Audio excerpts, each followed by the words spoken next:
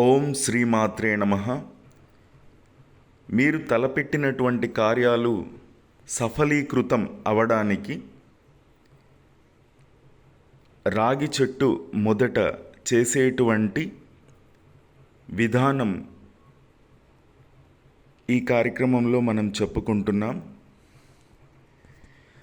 శనివారం రోజున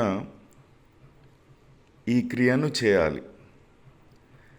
విషయం: శనివారం పనులలో అవరోధాలు తొలగుటకు, ఆగిపోయినటువంటి పనులు చక్కగా పూర్తి చేసుకొనుటకు శనివారం రోజు ఏదైనా దగ్గరలో ఉన్నటువంటి దేవాలయాన్ని సందర్శించి చేతిలో రాగి చెంబు, పాలు, తేనె, నీరు, పసుపు, గంధం పొడి కలిపినటువంటి ద్రవ్యం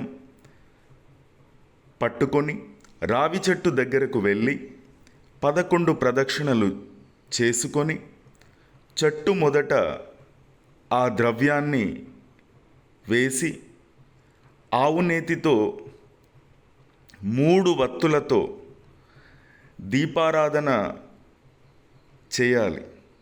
తూర్పు వైపున ఆరోగ్య సంబంధమైనటువంటిది, ఉత్తరం వైపున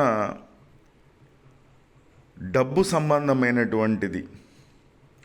ఇలాంటి వాటికి మనము ఈ దిక్కులను ఎంచుకోవడం అత్యంత శుభప్రదం.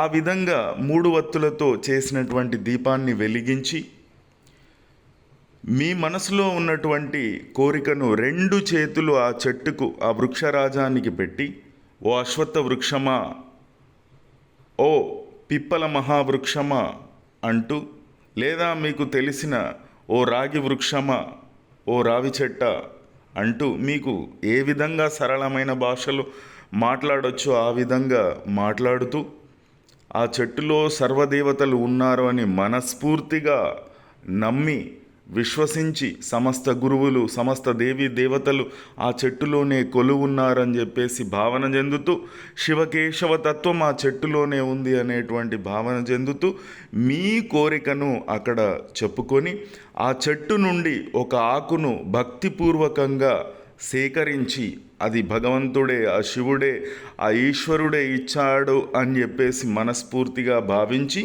దానిపై ఓం అనేటువంటి ప్రణవ శక్తిని అందులో రాసి, అది కూడా పసుపుతో తీసినటువంటి గంధంతో, ఒక రాయిపై పసుపును కొమ్మును బాగా నూరి కొన్ని నీళ్లు పోస్తూ అలా గట్టిగా నూరుతూ ఉంటే గంధం వస్తుంది. ఆ గంధంతో ఓం అని రాసి ఆ ఆకుని మీరు చాలా బాగా ఆరిన తర్వాత అలంకరించి దానికి దీపారాధన చేసి జ్యోతిని జూయించి అందులో సర్వశక్తులు ఉన్నారు అని చెప్పేసి భావన చెంది దేవత, మీ ఇంటి దేవత, ఇష్టదేవత ముందు పెట్టి ఆరాధించి దాన్ని ఒక దాంట్లో, ఒక మంచి సంచిలో కానీ లేదా ఎందులోనైనా ఒక జాబులో కానీ పెట్టి చక్కగా భద్రపరుచుకొని వెంట ఉంచుకొని ఏ పని మీద మీరు వెళ్ళినా కూడా ఆ పనిలో మీకు విజయం తప్ప అపజయం రాదు.